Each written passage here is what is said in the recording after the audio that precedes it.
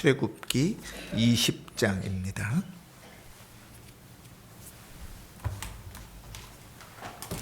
출애굽기 20장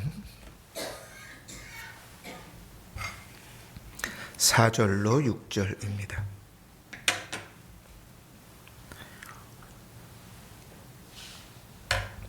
우리 함께 봉독하십시다. 시작. 너를 위하여 새긴 우상을 만들지 말고 또 위로 하늘에 있는 것이나 아래로 땅에 있는 것이나 땅 아래 물속에 있는 것의 어떤 형상도 만들지 말며 그것들에게 절하지 말며 그것들을 섬기지 말라.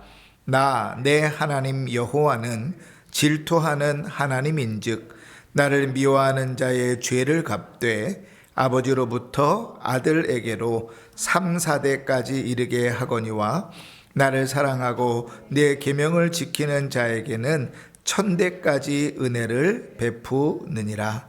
아멘. 잘 아는 대로 십계명의 한 부분입니다. 십계명의 1에서 4계명은 하나님을 예배하는 일에 대해서 가르친다 그랬죠. 그리고 예배하는 자로서 어떻게 살 것인가 하는 것이 5에서 10계명까지 기록되어 있다 그랬습니다. 오늘 나눠드린 자료 다 받으셨죠? 예. 이번 주와 다음 주는 제목이 예배와 안식일입니다. 예배, 우리 교회는 성경적 신앙생활, 이게 이제 모토이지요.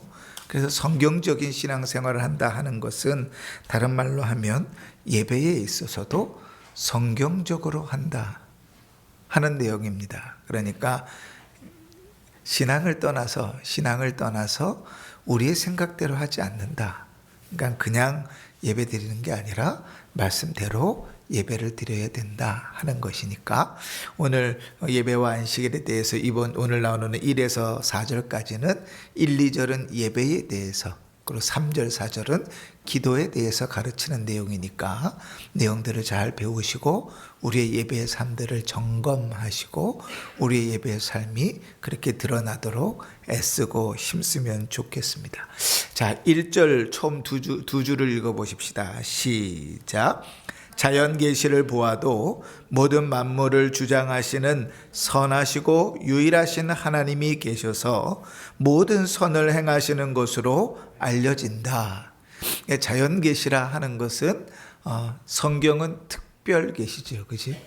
자연 계시라 하는 것은 하나님 창조하신 그 모든 것 얘기하는 것인데, 창조하신 그 모든 것 속에서 우리가 알게 되는 건 뭐냐면 하나님이 살아계시는구나, 하나님 계시는구나 하는 것을 알게 돼요. 그래서 요즘 이제 가을이잖아요. 이제 단풍이 막 울긋불긋 들기 시작할 텐데 그 산들이 옷의 색깔을 갈아입는 모습을 보면서 우리는 또 한 번 놀라죠. 그죠? 야, 어떻게 저럴 수 있을까? 그지?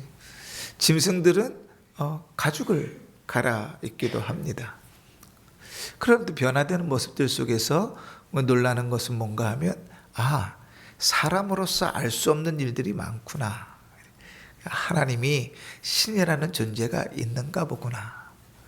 그래서 어설프게 과학을 하는 사람들은 신이 없다, 과학적으로 가야 된다 이렇게 얘기하지만 정말 똑똑한 과학자들은 이거는 신의 영역이다 이렇게 선을 그어 놓아요. 그래서 우리 이번에 노벨 문학상을 이제 한강 씨가 우리나라에서 받았지만 이제 노벨 과학상 내용들을 좀 보면 그 노벨 과학상의 내용들 속에는 늘 그 신의 영역들을 인정하는 부분들을 볼 수 있죠. 자, 어찌됐든 자연 계시를 통해서도 하나님이 계시다 하는 것을 알게 되는데, 자, 1절을 같이 읽습니다. 시작. 인간은 전심전력으로 이 하나님을 경외해야 하며 그를 사랑해야 되며 그를 찬송해야 되며 믿어야 되며 섬겨야 된다. 이게 이제 성경이 우리에게 가르치는 바입니다. 하나님을 경외하고 사랑하고 찬송하고 믿고 섬겨야 된다. 그런데 대충 아니고, 저는 제일 어떨 때 화가 나냐면 신앙생활을 취미생활처럼 하는 사람들을 볼 때 화가 나요. 그 신앙이 없는 사람들, 이제 교회 나온 지 얼마 안 된 사람들한테는 화가 안 나요.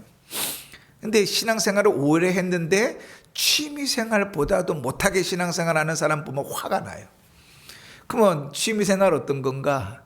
주일날 보면 이렇게 차량 운행할 때 보면 북한산 등산하려고 모이는 사람들이 있어요. 날이 너도 봤어? 날이 어둑어둑해지고 비가 올 것 같고 그래도 지고 올라가요. 그 산으로 올라간다고. 힘들어도 지고 올라가요. 그러니까 예배를 드리면서 대단히 성의 없이 예배를 드리는 거지. 하나님을 믿으면서도 그 북한산 산 오르는 사람들 취미생활보다도 못하게 하나님을 섬기는 거죠. 맞아요. 그런 사람들은 화가 나요. 그런 사람들 보면 차라리 그냥 취미생활을 하세요. 그게 나을 수도 있겠죠. 신앙을 하나님을 섬기면서 그 정도면 안 된다. 그래서 1항의 시작 뭐라 그래요? 인간은 전심전력으로 어르신 말을 따르면 젖먹던 힘까지 다해서, 그죠? 성경적인 표현으로 하면 마음을 다하고 지혜를 다하고 뜻을 다하고 힘을 다하여, 그렇지? 여호수아 24장에 보면 같이 읽습니다. 시작. 그러므로 이제는 여호와를 경외하며 온전함과 진실함으로 그를 섬기라. 온전함과 진실함으로, 그렇지? 그러니까 하나님을 예배하는 주를 섬기는 일들은 최선을 다할 일이에요. 최선을 다할 일이에요. 대충 할 일이 아닙니다. 예의를 잘 갖추어서 최선을 다할 일이에요. 시대가 점점 흘러오면서 참 예의가 없어져요. 저도 옛날 사람인지라 예배드리러 올 때 쓰레빠 신고 오는 사람들 이해를 못합니다. 근데 요즘은요, 그게 편하잖아요. 신발이 얼마나 편하게 잘 나와요. 그러니까 예배드리러 올 때도 쓰레빠 신고 와요. 우리 옛날에 전사님이 그랬어요. 쓰레빠를 표현할 때 이렇게 표현했어요. 쓰레빠 질질 끌고 예배드리러 온다고. 얼마나 예의 없는, 제가 들었던 표현대로면 싹퉁머리 없는 짓이다. 그런데요, 우리 권사님들 아시잖아요. 그 옛날에 찢어지게 가난하고 보릿고개를 넘고 어려운 삶들을 살았어도 예배를 드릴 때 그렇게 안 했어요. 희한한 건 그 시대를 살아오고 세상이 좋아지면서 우리도 변하는 거예요. 그렇게 우리도 이렇게 변하는 거예요. 예의가 다 사라져 버려요. 예의가 없어요. 하나님을 대한 경외와 믿음은 둘째치고 예의가 사라져 버렸어요. 그러니까 인간으로서 예의를 좀 지키자. 그치? 제가 지금 이야기하는 게 신앙 얘기하는 것보다 더 근본적인 거 얘기하는 거예요. 취미 생활보단 나아야 된다. 인간적인 예의만이라도 지키자. 이건 되게 창피한 일인데 이렇게 강조하는 이유는 그러니까 우리의 수준이 그렇게 떨어졌음을 보는 거죠. 그러나 성경은 시종일관 우리에게 어떻게 하나님을 섬기라 그러는가? 전심을 다해서, 마음을 다하고 뜻을 다하고 힘을 다해서 주를 섬겨라. 그러니까 하나님을 예배하는 자리에 주를 예배할 때 전심을 다해야 돼요. 처음 상견례 자리에 가서 사돈 만나는 것보다도 하찮게 하나님을 예배해서는 안 돼요. 그 정도 두려움과 그 정도 무거운 마음은 가지고 하나님 앞에 예배 드리는 거죠. 전심을 다해서 힘을 다해 예배하라. 자, 2절을 읽습니다. 좀 두 줄만 읽을게요. 시작. 참되신 하나님을 예배하는 합당한 방법은 하나님께서 친히 제정하신 바이다. 그것은 그의 계시하신 의지 곧 성경 말씀으로 한정되어 있다. 제가 이해하지 못하는 게 이런 거예요. 나를 위한다고 하면서 내 의견을 듣지 않을 때, 그죠? 제가 이런 예를 가끔씩 드는데 어떤 남자와 여자가 둘이 사귀어요. 너무 아끼고 사랑하는 거예요. 근데 이 여자는 스파게티를 좋아해요. 그 남자는 김치찌개를 좋아해요. 그런데 이 남자가 기념일날 이 여자를 위해서 가장 유명한 김치찌개집을 찾아가지고 여기가 정말 맛있는 집이라고 데려가면 여자가 즐거워할까요? 그렇죠. 왜요? 자기 뭐 좋아하는데? 스파게티 좋아하는데. 근데 우리가 하나님을 그렇게 섬겨요. 내 생각대로 이렇게 예배드려도 되겠지, 이 모양으로 예배드려도 되겠지, 내 생각대로 내 마음대로 하나님께 예배하는 방법을 내가 다 생각해 놓고, 그리고 하나님한테는 예배를 받으라고 강요해요. 그건 강도예요. 강도. 칼만 안 들었지 강도예요. 그러면 예배는 하나님 받으시는 거잖아요. 그러니까 누구 입장에서 누구 원대로 해야 돼요? 하나님 원하시는 대로. 그러니까 그렇게 예배드리면 안 되고 하나님 원하시는 대로. 그럼 하나님 원하시는 대로 예배 드리는 건 어디에 기록되어 있냐? 성경에 기록되어 있다고요. 그렇지? 오늘 우리가 읽은 출애굽기 20장 4절에서 6절 말씀이 그런 말씀이죠. 그죠? 하나님께서 뭐 어떻게 예배하라 그래요? 우상에게 예배하지 말아라. 나를 섬긴다고 하면서 형상 만들지 말아라. 그지? 그러면서 이런 표현을 써요. 질투하는 하나님이시다. 그지? 자, 질투할 때 한번 생각해 보세요. 질투해 본 지가 하도 오래됐죠. 그죠? 근데 질투를 한다고 생각해 보세요. 질투할 때 마음이 편하고 좋습니까? 아니면 화가 납니까? 그죠? 질투할 때 아주 좋은 예의 있는 말이 나갑니까? 아니면 되게 예의 없는 말이 나갑니까? 하나님께서 질투하신다 그럴 때 대충 감을 아시겠죠? 그죠? 하나님 예배하라고 내신 방법이 있다고요. 근데 우리뿐만 아니라 옛날부터도 하나님께서 예배하라고 내신 방법대로 예배하지 않고 자기 마음대로 예배를 하는 사람들이 있었어요. 자, 골로새서 2장 23절 읽어보십시다. 시작. 이런 것들은 자의적 숭배와 겸손과 몸을 괴롭게 하는 데에는 지혜 있는 모양이나 오직 육체를 따르는 것을 금하는 데는 조금도 유익이 없느니라. 오늘 성경 뭐라고 표현하냐면 자의적 숭배, 자의적 예배, 자기 생각대로 마음대로 드려지는 예배, 그게 뭐 하는 데는 유익하다고요? 자기를 괴롭게 하는 데는 유익하다고요. 근데 뭐는 안 해요? 하나님은 안 받으세요. 그런 예배. 하나님은 안 받으신다. 자, 위에 다시 올라가서 2절 그러므로 읽습니다. 시작.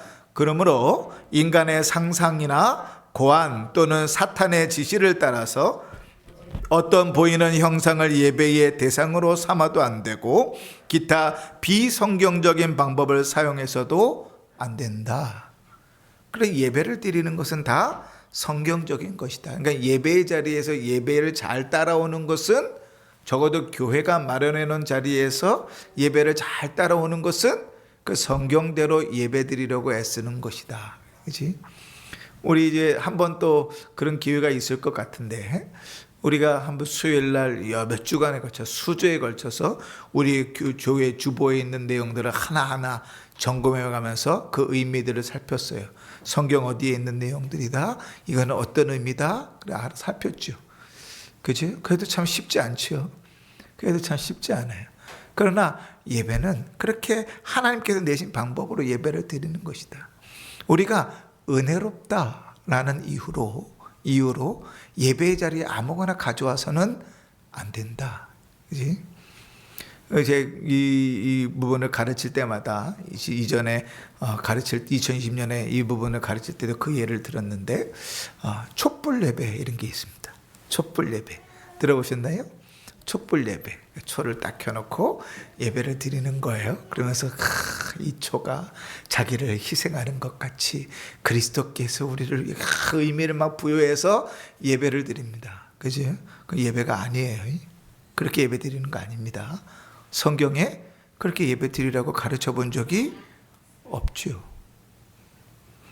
근데 왜 그렇게 드려요? 그거 하면 감동이 있거든요. 은혜 받았다 하거든요. 그러니까 드리는데 그거는 이단들이 하는 짓이에요. 그렇게 하면 안 돼요. 그 왜 촛불 예배를 드리기 시작했는가? 옛날에 로마 시대 때 교회를 막 박해하니까 사람들이 어디로 숨어 들어갔어요? 그렇죠. 지하로 숨어 들어갔어요. 땅굴을 파고 들어갔어요. 그거를 전문 용어로 카타콤이라 그래요. 지금도 그 카타콤 전체 길이의 반도 발견이 안 됐대요.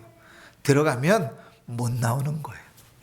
그런데 여러분, 우리가 알다시피 굴을 파고 속으로 들어가면 점점 밝아져요, 어두워져요? 어두워지죠, 그죠? 점점 어두워져요. 어두워지면 사람을 식별하기가 어렵죠. 예배를 드려야 되는데 성경을 읽어야 되는데 성경을 읽을 수도 없고 예배를 찬송을 할 수도 없고 예배 드리는 일이 어렵잖아요. 그러니까 거기서 불을 켰다고요. 초를 켰어요. 그러니까 그 초를 의지해서 예배를 드렸어요. 너무 좋았죠. 그렇게라도 예배 드릴 수 있다는 게 너무 좋았죠. 그런데 313년에 이제 콘스탄티노플 대제가 기독교를 국가의 종교로 공인을 한 이후에 이제 더 이상 카타콤에서 예배 드릴 필요가 없어졌어요. 다 밖으로 나와서 예배를 드렸어요. 환한 백주대 낮에 햇빛이 쨍쨍 찌어지는데 거기서 모여서 예배를 딱 드리는데 뭐가 허전해요. 뭐가 허전해요? 옛날엔 초를 켰는데 이제 뭔가 분위기가 안 잡히는 거예요. 그래도 이제 예배당 안으로 들어오면 좀 그래도 좀 어둑어둑하잖아요. 창문들이 있어도. 이걸 어떻게 초를 딱 켜기 시작하는 거예요. 은혜롭잖아요. 촛불 예배가 그렇게 시작됐죠. 근데 초를 켤 이유가 있어요, 없어요? 없어요. 은혜라는 이름으로 성경에 이야기하지도 않는 예배의 요소들을 다 가지고 들어와요. 이단적 요소다. 자의적 숭배라. 그치? 그러니까 잘 분별해야 돼요. 근데 우리 교회도 저는 그런 신앙이에요. 하나님께서 우리에게 찬송을 주셨을 때 성경에 이미 우리에게 주신 찬송은 뭐가 있어요? 성경에 우리에게 주신 찬송이 뭐가 있어요? 그렇죠. 시편. 그죠? 시편은 찬송이잖아요. 그러니까 우리가 예배 중에 하나님 찬송할 때 뭘 갖고 주님을 찬송하면 좋아요? 시편 갖고 찬송하면 좋죠. 이미 종교개혁자들은 그래서 시편을 거기다 곡조를 붙여가지고 찬송을 불렀죠. 장로교회 원조가 되는 스코틀랜드 장로교회도 이미 시편송을 다 부르죠. 그런데 이제 부흥운동들이 막 일어나고 그 여러 종교들이 다 통합하면서 여러 교단들이 통합하면서 통일 찬송가 이런 거 만들면서 이제 복음성가로 불려졌던 일들이 다 예배 찬송가로 들어왔죠.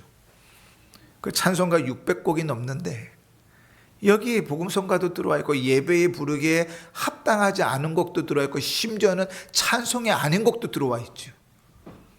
분별해야죠. 그지? 분별해야지. 그리고 애쓰려면 우리는 어디까지 가면 좋겠냐면 시편송을 부르는 데까지 가면 좋겠다. 쉽진 않은데 근데 거기까지 나아가면 좋겠다 그런 생각이. 저 다음 때 목사가 오면 하도 들어는 봤으니까 혹 제 다음 후임 목사가 우리는 시편송을 좀 부릅시다 그러면 저 이단이 왔나 이렇게 생각하지 않고 그래도 김기현 목사한테 들어는 봤는데 저렇게 가야 된다고는 했는데 이제는 갈 수 있나 봐 이렇게 생각하면 좋아요. 그 예배 중에 시편을 가지고 찬송하는 거죠. 거기까지 가면 좋겠다. 성경이 우리에게 주시는 대로 그 안에서 하나님을 예배하는 것이다. 그치? 자, 2절을 읽습니다. 2절. 자, 시작. 종교적 예배에는 성부, 성자, 성령, 삼위일체 하나님께만 드려야 한다. 1번 천사들에게나 별세한 성도들에게나 그 밖에 어떤 피조물에게든지 예배하지 말 것이다. 예배의 대상은 누구라고요? 예배의 대상은 누구라고? 그러니까 하나님밖에 없다. 잘 기억하십시오. 장례식장을 갔어요. 장례식장에 가서 예배를 드립니다. 그 예배를 누구에게 드리는 거예요? 누구에게? 하나님께 드리는 거예요. 잘 생각하십시오. 자, 이제 우리 교회도 성도님들 중에 늘 이렇게 추모 예배 드릴 때가 있어요. 그래서 예배 순서지를 이제 받아가지고 예배를 드리는데, 추모 예배를 모여서 드릴 때 예배 누구에게 드리는 거예요? 하나님께 드리는 거예요. 죽은 사람에게 드리는 것 아니라. 그래서 저는 그렇게 생각을 해요. 용어를 정확하게 써야 신앙생활도 정확하게 한다는 주의인데, 그래서 우리는 추도 예배라고 그러지 않습니다. 추도 예배는 무슨 말이에요? 추모하면서 애도한다는 거잖아요. 보통 그 애도하면서 예배를 드리면 예배 대상은 누가 돼요? 죽은 그 사람이 돼요.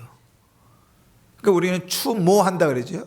추억하며 기억하는 거죠. 그러면서 누구를 예배하는 거예요? 하나님을 예배하는 거예요.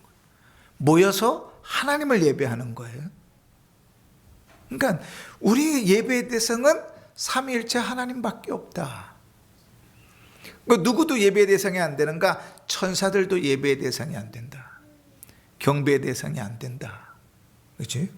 우리 여기 옆 동네 가면 들어가는 입구에서부터 여러 개 뭐 베드로상, 무슨 상, 마리아상 써 있죠. 그러면 들어갈 때 어떻게 해요? 여기 가서 인사하고 저기 가서 인사하고 저기 가서 인사하고 그리고 들어가요. 신앙이 제대로 박혀 있는 사람들은.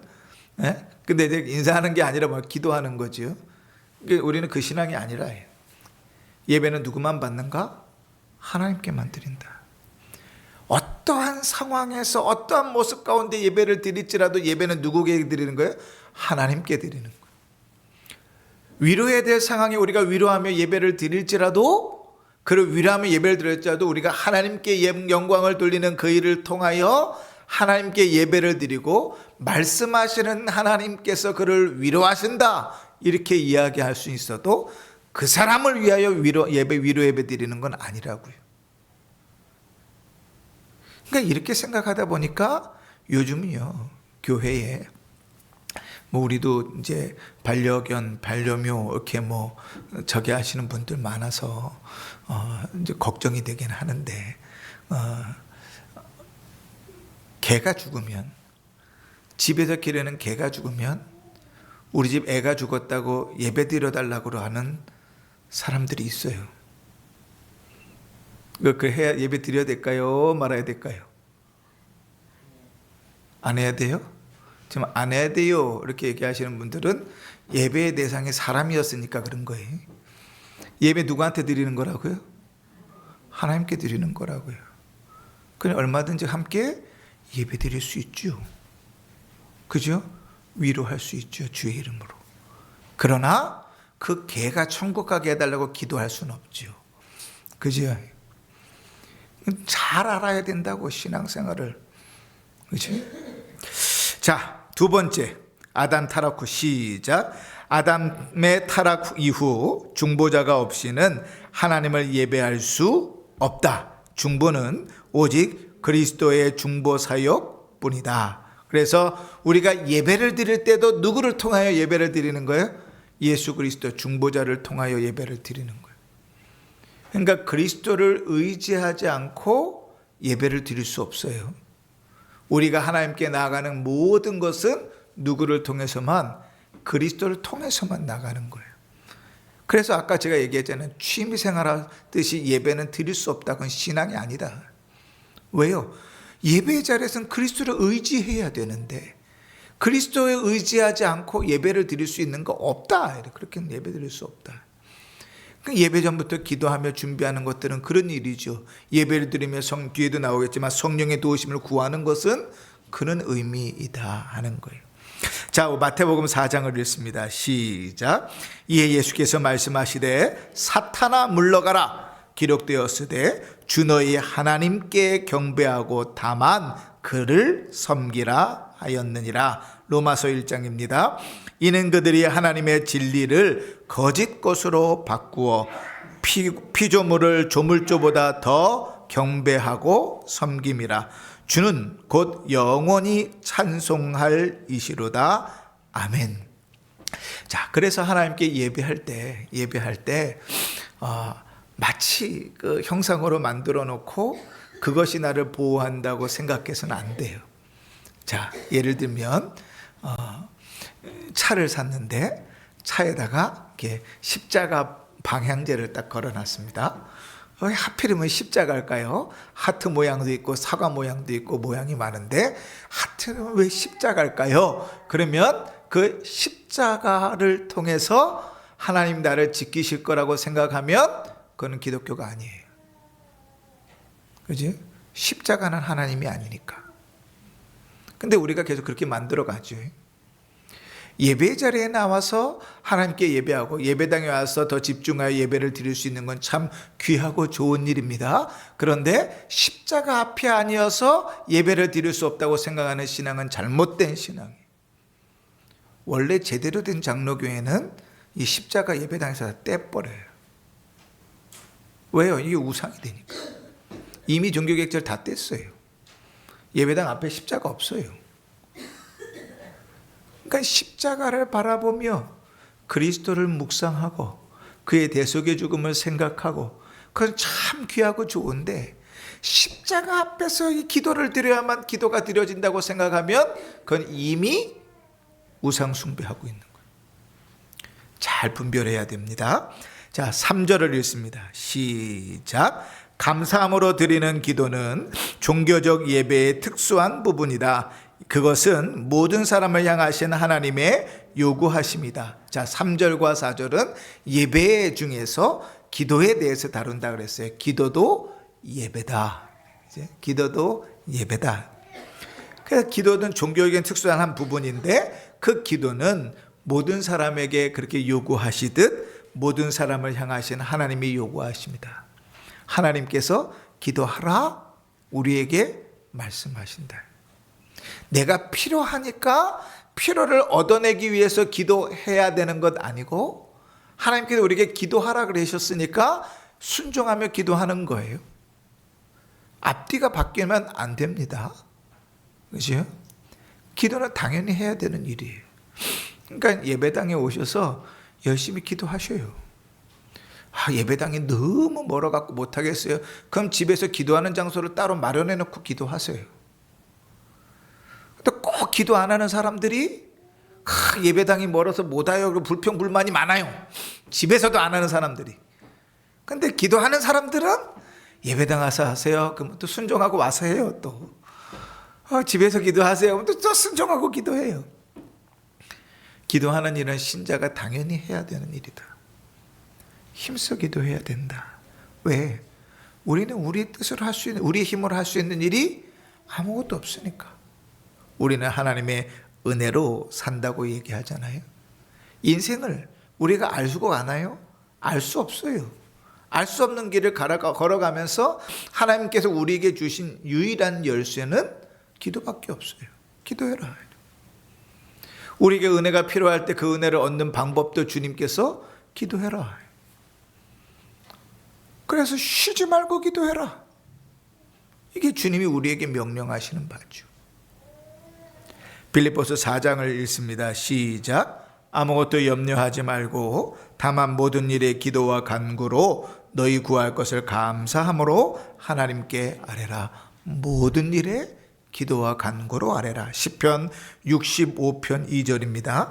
기도를 들으시는 주여 모든 육체가 주께 나오리이다. 모든 사람에게 요구되는 일이죠. 기도해야 되는 거예요. 그러니까 우리는 참 이런 하나님의 말씀들이 잘 안 들려요. 그래서 문제가 생겨야만 깨달아요. 참 우리가 되게 바보 같아요. 아무리 똑똑한 사람이라 할지라도 참 바보 멍충이 같은 게 있어요. 그게 뭔가 하면 문제를 당해봐야 알아요. 아무리 옆에서 계속 조언하고 얘기해도 안 들어요. 그런데 건강을 잃어보면 건강이 소중하구나 알아요.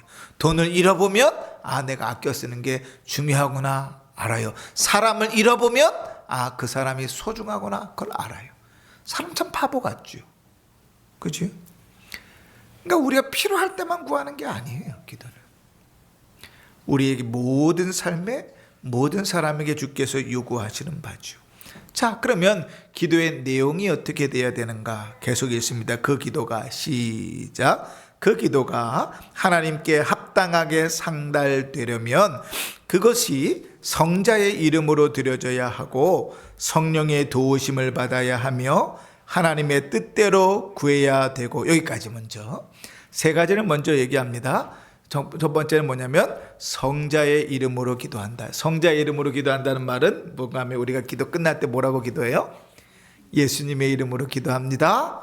아멘. 이게 이제 기도를 끝내는 마지막 문구지요. 그냥 주문 외우듯이 네 하고 싶은 얘기 다 하고 맨 마지막에 예수님의 이름으로 기도합니다. 아멘. 이렇게만 하면 돼 라고 말하는 게 아니라 그 모든 기도를 누구를 통해서 하나님 앞에 올려진다고 믿는 거예요? 예수 그리스도를 통해서 하나님께 나간다고 믿는 거예요. 그게 중보자의 역할이죠. 그러니까 우리는 반드시 예수 그리스도의 이름으로 기도를 드려야 돼요. 두 번째는 뭐냐면 성령의 도우심으로 구한다. 그런데 예수님의 이름으로 기도는 하는데 참 우리가 무엇을 구해야 될지 어떻게 구해야 될지 잘 몰라요.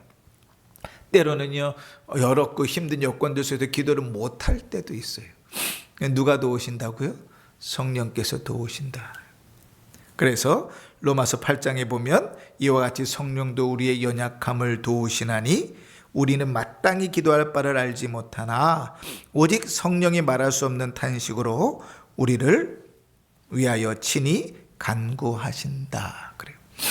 세 번째 나오는 것은 뭔가 하면 하나님의 뜻대로 구해야 된다. 하나님의 뜻대로 구한다는 것은 뭐예요? 생각을 하고 그리고 의미 있게 기도하라는 거예요. 하나님께 기도를 드려요.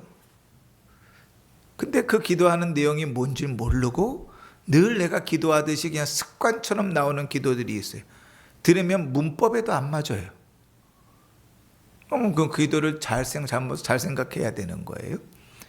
하나님 앞에 기도를 드리는 것은 우리가 이해할 수 있도록 하나님의 뜻대로 구하는 거예요. 그래서 이 신앙고백서를 이제 어른들에게 가르치기 위해서 만든 대우리문답 184문에 보면 우리는 무엇을 기도해야 됩니까? 하는 그 질문에 이렇게 대답합니다. 우리는 하나님의 영광과 교회의 안녕과 우리 자신과 다른 사람들의 선을 위해 기도해야 된다. 그러나 무엇이든지 불법적인 것을 위해서는 기도해서는 안 된다. 복권을 샀어요. 복권을 사서 하나님 이 복권이 1등 되게 해 주십시오. 기도하면 돼요, 안 돼요? 돼요, 안 돼요? 헷갈리죠.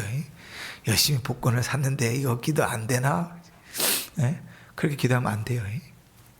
왜냐하면 하나님께서 우리에게 물질을 허락하시는 방법은 어떻게 하죠? 일한 대로 씨를 뿌린 대로 거두게 하시는 게 방법이에요. 이제 복권을 사고 여행을 기대하는 것은 하나님의 정상적인 일하심이 아니에요. 이럴 수는 있겠죠. 누가 나한테 복권을 줬는데 그게 당첨이 됐을 수는 있겠지. 그러나 일확천금을 기대하면서 늘 복권을 사면서 꿈꾸는 것, 그거는 하나님께서 내신 방법대로 사는 게 아니에요. 그러니 복권을 사고 1등 되게 해주세요. 기도하는 건 안 되죠. 주님, 이번 이 거짓말이 좀 잘 통해서 이 문제를 넘어가게 해주십시오. 기도하면 돼요, 안 돼요? 안 돼요. 주님, 이 죄 지은 것이 탄로나지 않게 해주십시오. 기도하면 돼요, 안 돼요? 안 돼요. 그죠? 그러니까 불법적인 것, 하나님 뜻이 아닌 것은 기도한 내용에서 빠져요. 그런데 우리는요, 그 성경적으로 신앙생활 기도를 안 해요. 내가 원하는 건 다 달라고 그래요. 그게 기도인 줄 알아요. 근데 성경에 기도하면 들으신다 하는 말이 많이 나와 있지만 성경에 내 기도하면 듣지 않겠다. 심지어 너 기도하지 말아라. 이 가증이 여긴다 이런 말도 있어요. 그지? 주님의 뜻과 반하여 기도할 때 하나님 기도하지 말라 그래요. 정신을 차려야 돼요. 지금 정신을 차려야 돼요. 지금. 네? 그러니까 하나님께서 원하시는 뜻이 무엇인지 분별하며 기도해야 돼. 자, 그러고 나서 이제 자세, 기도하는 자의 자세에 대해서 나오는데 깨닫는 마음과 경외와 겸손과 간절함과 신앙과 인내로 기도해야 된다. 마음이죠, 마음. 우리 안에 있는 마음. 기도는 하는데 간절은 한데 믿음이 없어요.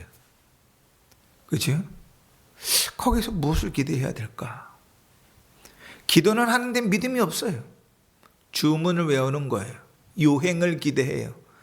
아유, 뭐 안 하는 것보단 낫겠지. 아니요.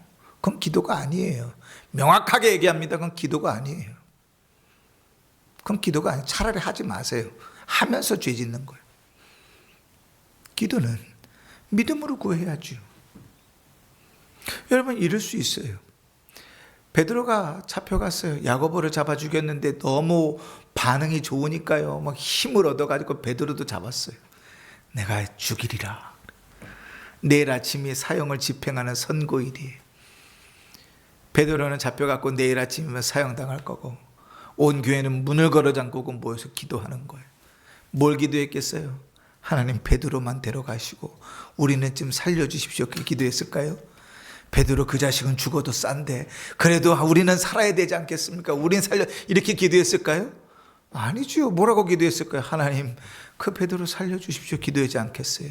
주님, 교회를 보호해달라고 기도하지 않았겠어요? 그런데 그 자리에 모여 기도했던 사람 중에 단 한 명도 베드로가 살아나올 걸 기대한 사람은 없어요. 문을 두드리면서 문을 열어라 하는 베드로의 음성을 듣고 로데가 베드로가 왔습니다. 미쳐 문은 못 열고 베드로가 왔습니다. 근데 사람들이 뭐래요? 너 미쳤구나. 정말 그러면 그건 귀신이다. 그 사람들 뭐 하고 있었어요? 기도하고 있었어요. 기도하고. 하나님의 역사를 믿음으로 받을 수 있는데 하나님의 역사를 제대로 받지 못하죠. 그래도 하나님 긍휼을 베푸시는 거죠. 그래도 긍휼을 베푸시는 거죠. 믿음이 없이 그러고 있어도 하나님 그 교회를 보호하시는 거죠. 하나님의 은혜죠. 그러나 그렇게 기도해서는 안 되는 거예요. 자기 귀신 들린 아들을 데려와서 주님 고쳐주십시오. 근데 제자들이, 주님은 어디 간지 없고 제자들이 있는데 고쳐달라는데 이 제자들이 10명이나 모여가지고 한다는 게 뭔가를 하기는 하는데 하여간 뭐 고치지 못해. 근데 예수님께서 오셨어요. 주님, 할 수만 있으면 좀 고쳐주십시오. 예수님 뭐라 그러죠? 할 수 있거든이 무슨 말이냐? 믿는 자에게. 알잖아요, 다. 근데 왜 기도할 땐 그 믿음이 없이 기도하냐고요? 왜 주문 외우냐고요, 주문. 그지? 믿음으로 구하는 거예요. 그래야 주님이 하실 일을 기대할 수 있어요. 그래야 주님이 하시는 일을 볼 수 있어요. 내 생각대로 이루어지지 않아도 하나님의 일하심을 믿고 기도하면 하나님의 일하심을 볼 수 있어요. 그게 기도예요. 자, 근데 이렇게 기도할 때가 있어요. 대표로 기도할 때가 있죠. 그죠? 대표로. 자, 같이 읽습니다. 시작. 대표로 기도하기 위해 소리를 내어 기도할 경우에는 사람들이 알아들을 수 있는 언어로 기도해야 한다. 예수님 당시에는 방언으로 기도하는 사람들도 있었어요. 저는 그 방언이 성경과 함께 종결됐다고 믿는 사람입니다. 더 이상 하나님께서 방언을 통해서 일하신다기보다 이미 성경을 우리의 손에 두셨으니 충분히 분별하고 믿음으로 기도할 수 있다고 믿는 사람 중에 하나예요. 되게 골수분자라고 얘기할지도 모르겠지만 더 이상 방언으로 기도할 이유가 없어요. 왜요? 하나님 우리에게 말씀을 다 주셨고 그 말씀을 가지고 믿고 구하면 되는데 굳이 하나님께서 또 다른 언어로 우리를 기도하게 하실 이유가 없어요. 오히려 정신을 차리고 합당한 뜻을 따라서 하나님께 합당한 것을 구하면 믿음으로 그러면 하나님 얼마든지 들으신다고 약속하셨는데 그 약속 외에 뭐가 더 필요하겠어요? 그렇죠? 그런데 방언을 할 수 있다 하더라도 언제나 하면 안 된다는 게 공적인 자리에서는 하지 말라는 거예요. 대표로 기도하는 사람은 다 알아들을 수 있는 언어로 기도해야 된다.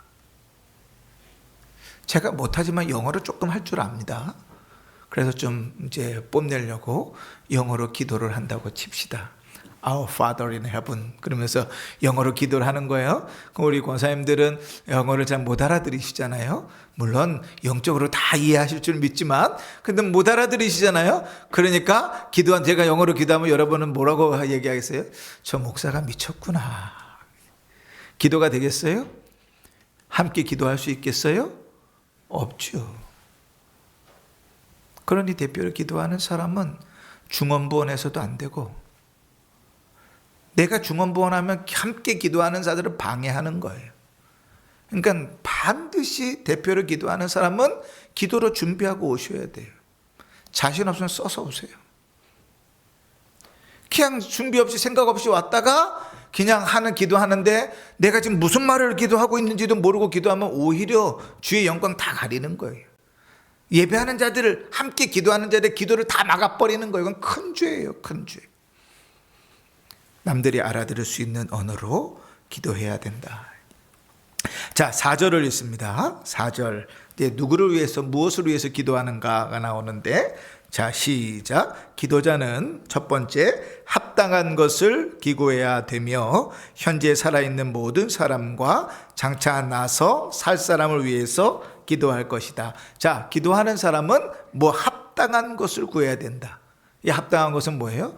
하나님 말씀을 따라서 우리에게 허락한 것들을 구할 때 잘 분별해서 구해야 된다. 아까도 얘기했죠.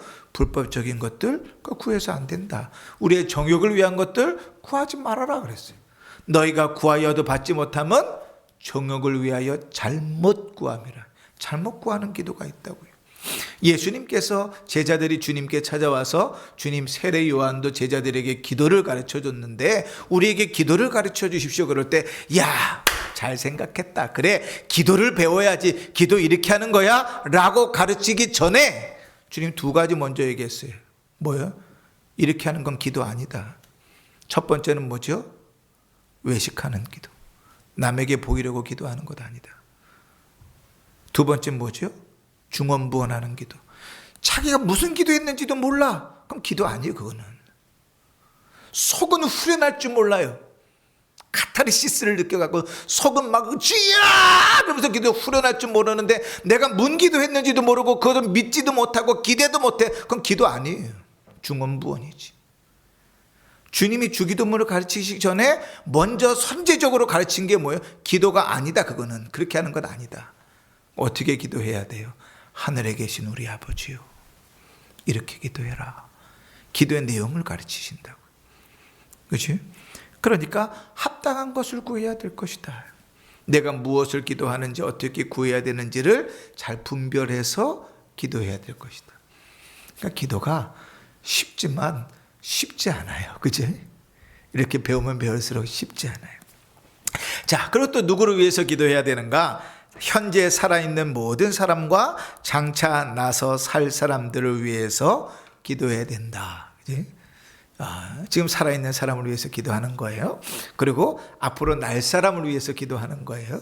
거기까지는 가능합니다. 그런데 뭐는 불가능하냐면 죽은 사람을 위해서는 기도하지 말아야 된다.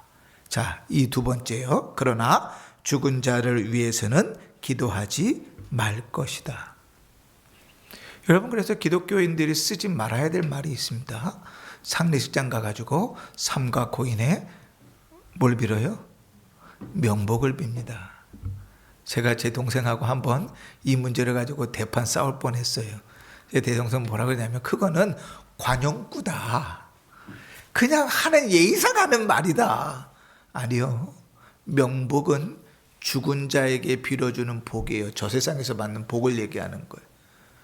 죽은 자를 위해서 성경 기도하지 말라 그래요. 명복은 구할 것도 아니에요. 왜요? 이미 정해졌는데.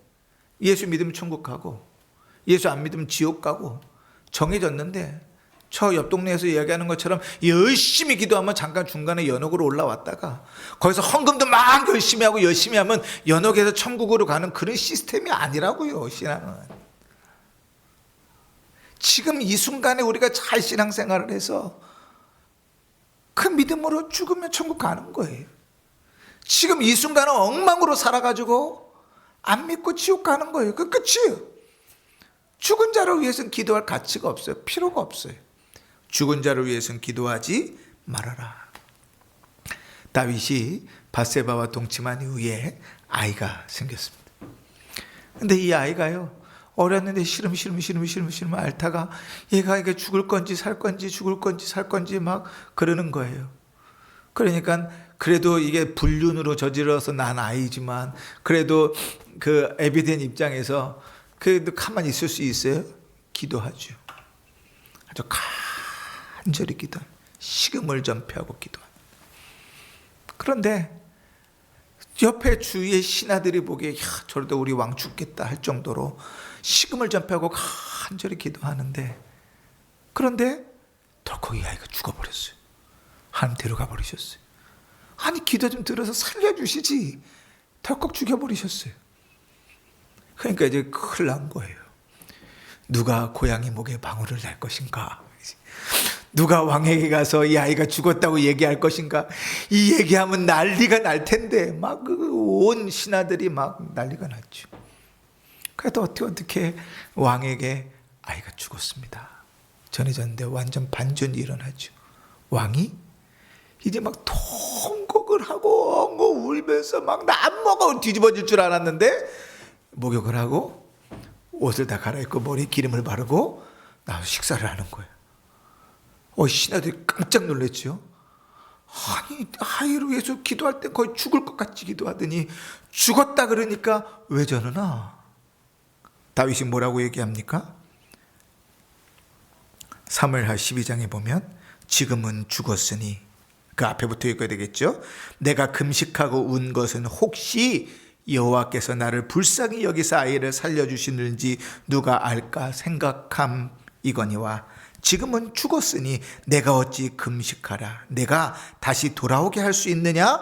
나는 그에게로 가려니와 그는 내게로 돌아오지 아니하리라 하니라. 죽은 자를 위해서는 기도할 필요가 없어요. 끝났어요. 이제 우리는 그 길을 가지만 그는 다시 돌아올 수 유턴이 없어요. 그러니 우리가 기도할 때 장례식장을 가잖아요. 장례식장을 가면 저는 저희 아버님께 그렇게 배웠고, 그래서 결혼식장은 안 가도 장례식장은 꼭 가라고 배웠어요. 진짜 이 9월, 10월, 11월 얼마나 장례와 그 결혼식이 많은지 거의 매주 있는데 죄송해요, 감당이 안 되는 거예요. 이 부주금이 5만 원, 3만 원 하고 올 수도 없잖아요. 이게 뭐 9월부터 시작한 이 여정을 감당할 수가 없어서 아주 독한 마음을 먹고 장례식장은 반드시 간다. 장례식장 가고 결혼식은 다 빼버렸어요. 어제도 지난주도 결혼식 있었는데 카톡 하나 안 보내고 연락을 딱 끊어버렸어요. 돈 없어 못 간다고 어떻게 얘기를 해요. 그러니까 끊어버렸어요. 그래서 모르겠어요. 하여간 장례식장 가는 거예요. 근데 하여튼 장례식장을 가서 기도를 드리잖아요. 그럼 무슨 기도를 드립니까? 여러분 장례식장 가면 무슨 기도 드려요? 선생님 무슨 기도 드려요? 장례식장 가가지고 기도를 안 하세요? 그죠? 장례식장 가서 기도할 때는 그 죽은 사람을 위해서 기도하는 건 아니에요.